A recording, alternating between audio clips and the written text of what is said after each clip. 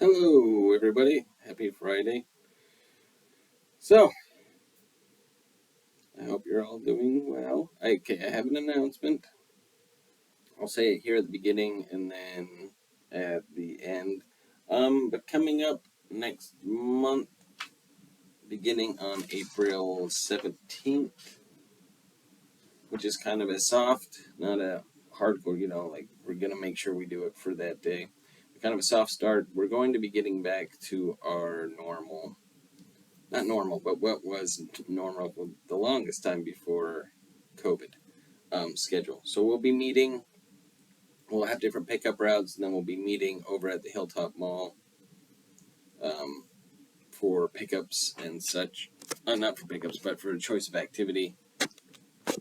And then you'll be switching into vans like we used to do. For those of you who haven't done it, it's basically that, like, we'll have different pickup routes for where you live, who lives around you, and so whatever staff is chosen for that certain pickup route will come pick you up. And then we alternate that every 4 months, I think it is. So every quarter of the year. And then once everybody's picked up, we all convene, and once all the vans are there, we switch into activities, but we wait in the van until all the vans have actually arrived. Then you choose your activity. So this is where the schedule becomes very important. You choose your activity, and then based on, and this is the way to get to know staff, it'd be like, oh, so-and-so's doing this day, go find their van. So-and-so's doing this day, and that, or if you want to come with me for that day. But the whole goal is not for you to choose a staff. So it's not like, oh, I want to go with, any specific staff every day. What you want to do is choose the activity, especially based on what you're trying to achieve here at program. So, you'll want to look through that, look at the schedule very carefully. It'll come out pretty much every Friday. And then you'll be able to see, you can plan your entire week out. And then once you have that, then you're going to find that, and you'll go with whatever person you choose. And then after that, they will be the person dropping you off at home. So that's the way it's going to look moving forward. It should be rather fun. My computer's being strange. I look a little. I don't know what it is. But yeah, so that's moving forward. Like I said, the 17th is kind of when, and not 2030, as some people have predicted. It's happening a lot sooner. So let me know if you have any questions, things like that. Now for today's class, I think this is kind of fun because, I had told you what I was going to do when it came to the origins of Easter. But guess what? April Fools! We're not going to do that today. And what we are going to do instead is talk about April Fools and how it started, because today is the 31st, so tomorrow is April Fool's Day. So you have a whole day to prank people, to make them believe something that is entirely not true, and usually people can get mad at you for it and be like, why would you do that? That's just mean. Doesn't make any sense. Why would you hurt my feelings like that?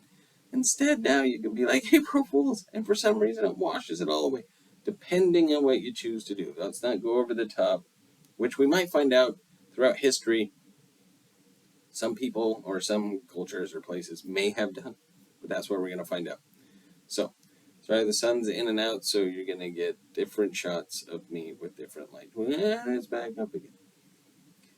Anyway, and I'm not controlling that at all. It's just the weather. So, let's go over April Fool's Day, the history. How did this weird thing come about? Why would we want to play jokes on each other? And then just say, just kidding. And it's probably because people just did it all the time, and people were like, you know what, we're sick of it. And we're also sick of scolding people all the time, so how about this? We'll make it fair, and we'll just, one day a year, you can go ahead and do what you're going to do. But I don't know. Hence the fun of finding this stuff out. So, here we go. April Fool's Day. Happens on April 1st every year. I always tended to forget it until finally people pranked me pretty well to where it was like embedded into my head. And I'm like, oh yeah, April Fools. It's good stuff, especially because it comes right after the holiday where it's okay to pinch people. Now we're going into you can fool people just for fun. So, but it has been celebrated by several countries, by different cultures, though its exact origins remain a mystery. Yeah, because I don't care. Well, I do care, but whatever place you come from, whatever your origins are, I almost promise you that people like to prank each other. It's just something that's in us. I don't know. I think even animals prank each other once in a while and kind of get a laugh out of it. So we don't know where it actually started, but April Fool's Day traditions include playing hoaxes or practical jokes on others, often yelling "April Fools" at the end to clue in the subject of the April Fool's Day prank. While its exact history is shrouded in mystery, the embrace of April Fool's Day jokes by the media and major brands has ensured the unofficial holiday's long life. And it is an unofficial holiday. I mean, obviously we don't get Monday off for April Fool's Day. It'd be really hilarious if we did, though somewhat frivolous. So the origins of April Fool's Day. So we don't know when it actually began, but some historians speculate that April Fool's Day dates back to 1582, when France switched from the Julian calendar to the Gregorian calendar, as called for by the Council of Trent in 1563. In the Julian calendar, as in the Hindu calendar, the new year began with the spring equinox around April 1st. People who were slow to get news or failed to recognize that the start of the new year had moved from January 1st and continued to celebrate it during the last week of March through April 1st became the butt of jokes and hoaxes and were called April Fools. Interesting. These pranks included having paper fish placed on their backs and being referred to as Poisson Darwin, or April fish, said to symbolize a young, easily caught fish and a gullible person. Wow. The French were always known for being very nice. Just kidding. I know. Well, I mean, they are. Everybody's really nice.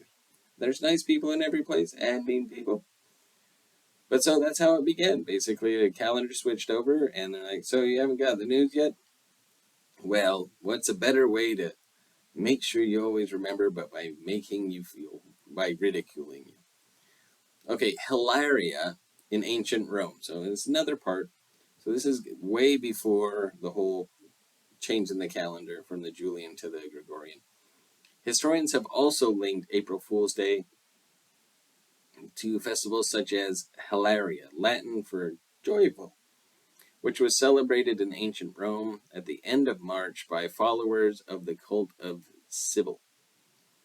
It involved people dressing up in disguises and mocking fellow citizens and even magistrates, and was said to be inspired by the Egyptian legend of Isis, Osiris, and Seth. So, I mean, instead of targeting everyone, it was more kind of the masses to take up their voice and just say, you know what? Let's make fun of the powers that be. So, and that sounds like fun. So, it's like making fun of your boss, or April Foolsing them, or, so on and so forth. So, I like it. So, the vernal equinox and April Fools. There's also speculation that April Fool's Day was tied to the vernal equinox, or first day of spring in the northern hemisphere, when Mother Nature fooled people with changing and unpredictable weather. So, less funny, but I guess people pointed out, like,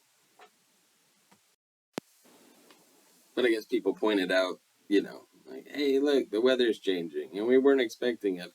Ha ha ha. It's not that funny. Not to be mean to anyone, but my wife would find that funny. It's not that funny, but she would find it funny.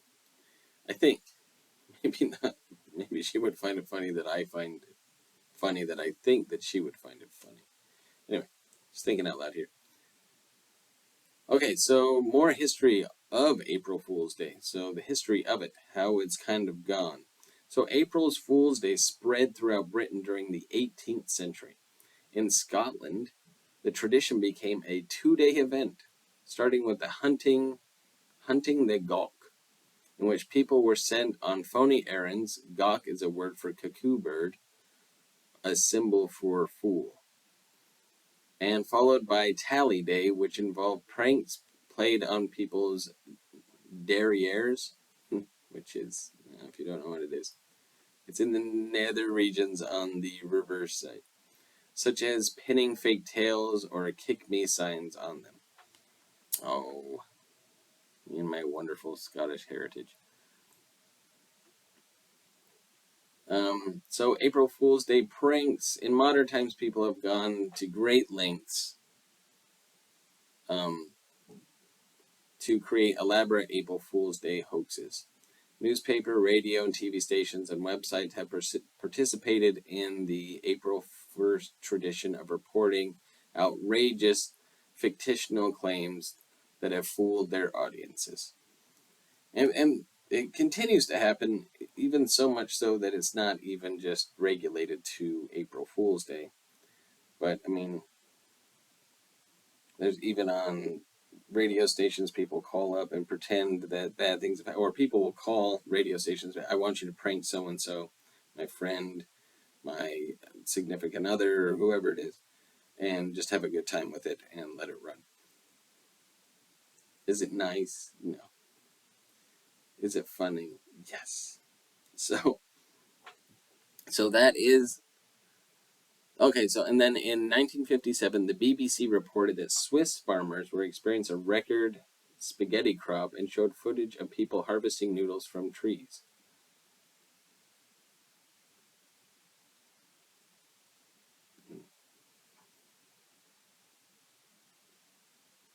That's very funny. In 1985, sports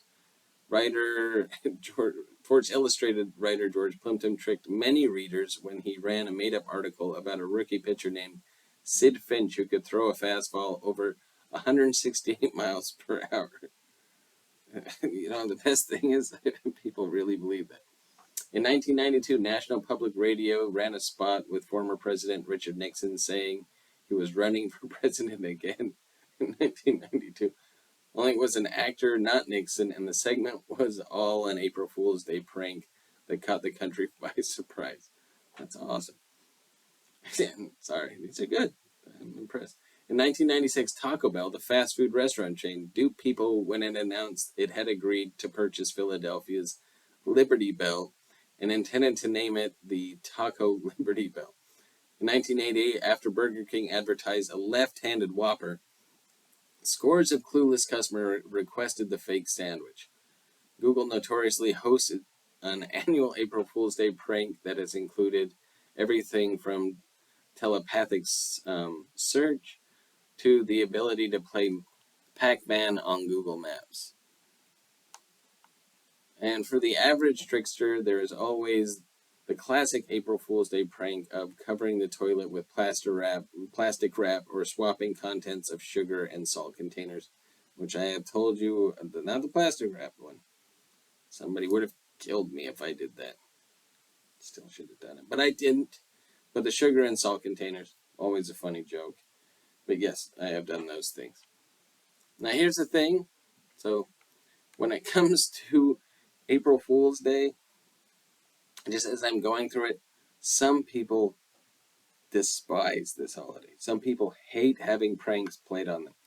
And I was typically of the mind that it's like, well, those who don't like it, those are the people that should be pranked the most. Be very, very wary if you're going to participate in this holiday tomorrow to think about the person you're pranking. And if they really hate it, they might not talk to you for a very long time. I've had April Fool's things blow up in my face to where somebody gets really, really angry that I would find it funny.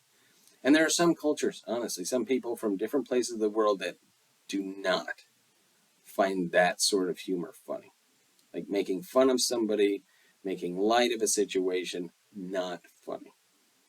And then there are other cultures, of course, that find it, that will go way over the top as well. I'm not naming any because I don't want to lump anybody in, but I've met people from all over the world, and you kind of see the difference of opinion with people. But all I'm saying is be careful. If you are going to prank people, the good news is, guess what? We're not going to be in tomorrow, so you can't get me this year or next year or the year after that. But if you come at me the next year, guess what? I'm coming back to you even harder. So I don't like to get got. Well, actually, I do if it's creative and it's fun. But if you get me, believe me, I'm going to get you back. So that has been our April Fool's Day history.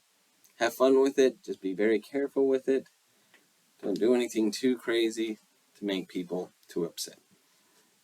And then, of course, the reminder that starting April 17th, and this is not an April Fool's Day joke. This part is real. That we will start getting back to our regular stuff. And also not an April Fool's. Next week, I will be doing the Easter class. So I did get April Fool's today because you thought I was going to do the Easter class today, but instead I went with this. Gotcha!